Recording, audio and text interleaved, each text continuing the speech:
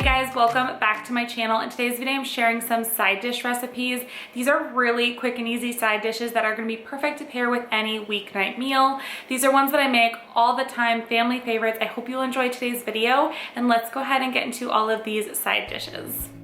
This first side dish is probably my favorite way to make vegetables of all time. They are super flavorful, easy to make. You can just throw them into the oven and you can pair them with seriously any dinner and they go really well. You can also throw leftovers into like scrambled eggs, warm them up for lunch the next day. They are just absolutely delicious. So here I'm cutting up one sweet potato. Now feel free to play around with the vegetables here, but I did one sweet potato and then I've got a sweet bell pepper. You guys know that we eat a lot of peppers in our house. You find them in a lot of my recipes just because they are one of my kids' favorites. I've got about half of an onion, and then I've also got some zucchini. Now my kids and my husband don't really like zucchini, so I just did one of those, and then I've got a couple of carrots. I like to really thinly slice those, and I just kind of do them at an angle, make them nice and thin so they roast well with everything else.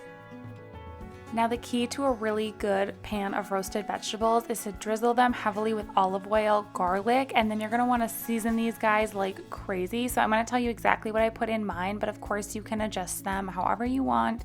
I do about a teaspoon of salt. I'm using pink Himalayan salt, half a teaspoon of pepper, half a teaspoon of garlic powder, half a teaspoon of onion powder, and then about a quarter teaspoon of chili powder, half teaspoon of paprika, and then another little drizzle of olive oil on top. And then I'm just going to toss all of this together super well. I know that was a lot of different seasonings. Just check out the description box for all of the measurements there too.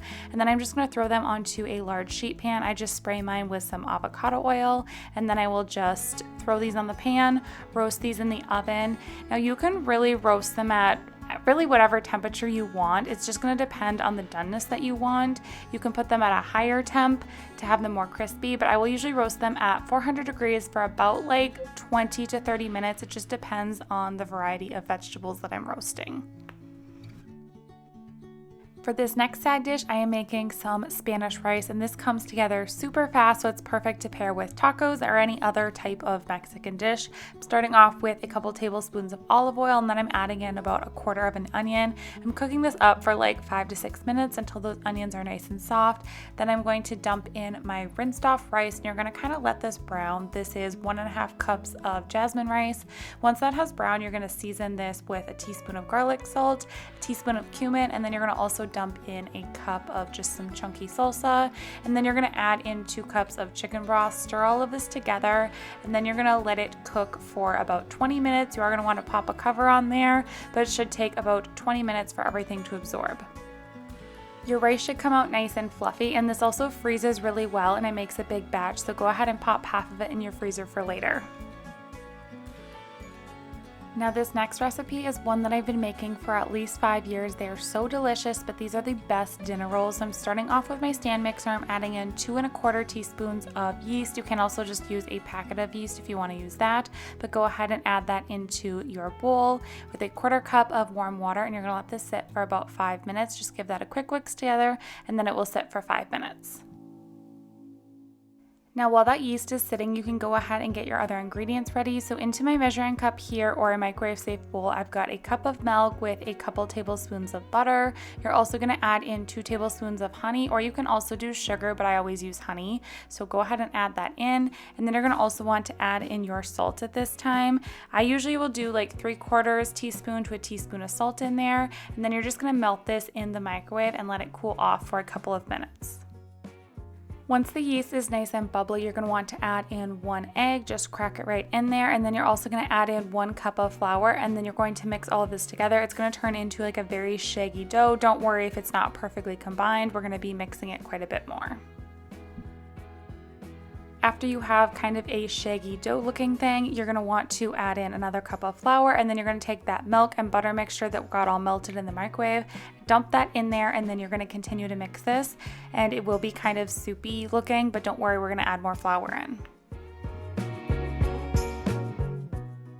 After all that flour has mixed in, you're going to add in another additional cup, and then you're going to continue to add just a little bit of flour at a time, probably around a couple tablespoons to a quarter cup at a time. If you've made bread before, you kind of know the consistency that you want. You want it to not be sticky anymore. You want it to have a little bit of bounce back. You don't want it to be too sticky though, and then you're just going to knead this for like 4 minutes in your stand mixer. You don't actually have to knead this with your hands, just do it right in the stand. It works out really well. And then you're going to want to get a large bowl, drizzle some olive oil in there, coat it, and then you kind of flip the dough over to make sure that all of the dough is coated. And then you're going to throw on a towel and let it sit until it has doubled in size. Mine will usually take a little over an hour, but just stick it in a nice warm area. Once it has doubled inside, you're going to go ahead and punch it down, and then you're going to shape it into dinner rolls. Now you can bake these in like a smaller dish, like a 9x13 pan. I have really found that I like to spread mine out because I feel like they get really evenly baked that way, but it really is just personal preference if you want to use a larger pan like I am, or you can use a 9x13 and have them all touching. Totally just personal preference, but you're going to want to shape these into nice little dinner rolls. Try and make sure that they're all about the same size. If you have a hard time eyeballing it, go ahead and cut your dough in like the right portions before you actually shape them, and then you're going to let these rise until they are also doubled in size again before we bake them. You're going to bake these at 350 degrees for about 20 to 25 minutes. It really will just depend on how big of a pan you use. Like for me, these will usually take about 20 minutes, but if I put them on a smaller 9x13, then they will take closer to 25 minutes to get fully cooked through. And then once they are done, I always put melted butter on top. It makes them taste so delicious. You guys, these are the best dinner rolls. You have to try this recipe. For this next side dish, this is a super easy one. It's great to pair with any dinner. We're just gonna make some garlic green beans. I'm just starting off with a simple frozen green bean. These are whole organic green beans from Costco, but seriously, get any type of green bean, fresh or frozen, it's totally fine. Throw them into a skillet, or you can use a pot if you want to. And then I just do probably like a quarter cup of water on the bottom, and I just let these steam for a little while.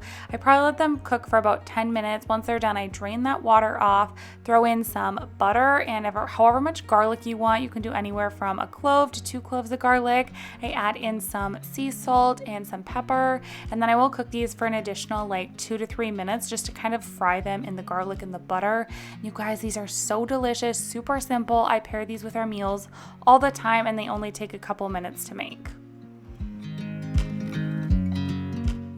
I have made a lot of mashed potatoes over the years, and this is by far my favorite recipe, so definitely give this one a shot. And you don't have to do it in the Instant Pot. You can definitely make this on your stovetop, but we're going to start with about 3 pounds of potatoes. I usually will use Yukon Gold. You can use russet, but they will turn out slightly less creamy. So if you have Yukon Gold, definitely go ahead and use those ones. But you're going to want about 3 pounds. Go ahead and peel them, and then you're just going to cut them into really thick slices like this. Add all of those into your Instant Pot, or you can just do them in a pot on the stove and that will work just fine. Add a teaspoon of salt to the water, and then you're gonna add just enough water to cover the potatoes. Make sure they're covered, but you don't need to do a specific measurement. Stir it all together, and then you're just gonna cook these in your pressure cooker for 8 minutes. Once the timer goes off, you're going to do a quick release, drain those potatoes off, and then you're gonna add them right back into your Instant Pot, and we're gonna add in all of the other yummy ingredients. You're gonna add a quarter cup of butter, a quarter cup of sour cream, quarter cup of milk, half a teaspoon of garlic powder, half a teaspoon of pepper, and then about a teaspoon of salt in there, and then you're gonna mix all of this together. I almost always use my hand mixer like this. It just makes them super creamy and delicious, but you can use a mixer, or you can use your masher, whatever you like to use to make your mashed potatoes, totally fine, but my preference is to always use a hand mixer. The thing that's nice about making them in Instant Pot is they always stay super warm too after you're done actually making them. But you guys, these are such delicious mashed potatoes. Definitely give this recipe a try.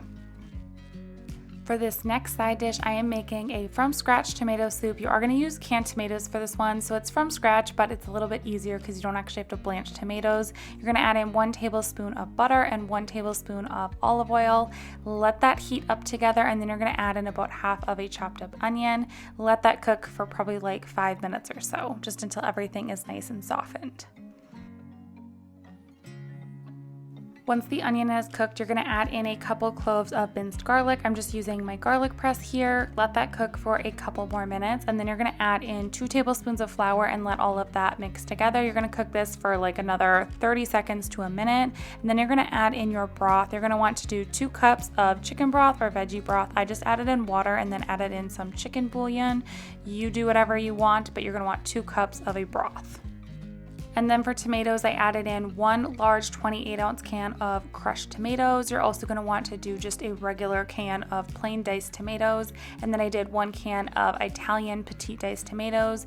And you're also going to want to add in either some heavy cream, or I did not have any heavy cream, so I just did milk mixed with butter, 1/4 teaspoon of Italian seasoning. You're going to want a tablespoon of sugar, and then you're just going to do salt and pepper to taste. I think I did about 1/2 teaspoon of both of those to start. And then you're just going to let all of this simmer together for a good like 20 minutes or so. Once it has simmered for a while, you're going to want to take out about 2/3 of it, and then you can use a little hand blender like this, or you can throw it in an actual blender. Once you have blended about part of it, you're going to dump it back into the pot, let it simmer for just a few additional minutes, and then you are ready to serve it with whatever sandwich that you want. This is such a delicious side dish.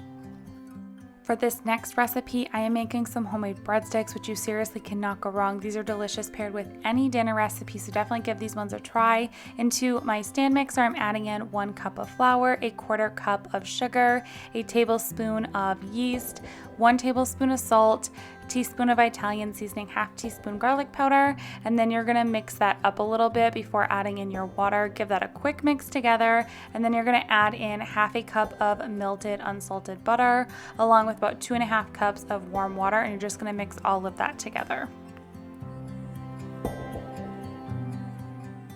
Now this recipe makes a huge batch of breadsticks, so be prepared for lots of breadsticks. I will say that these freeze really, really well, so don't be afraid of the large recipe, but we are just gonna keep adding additional flour here.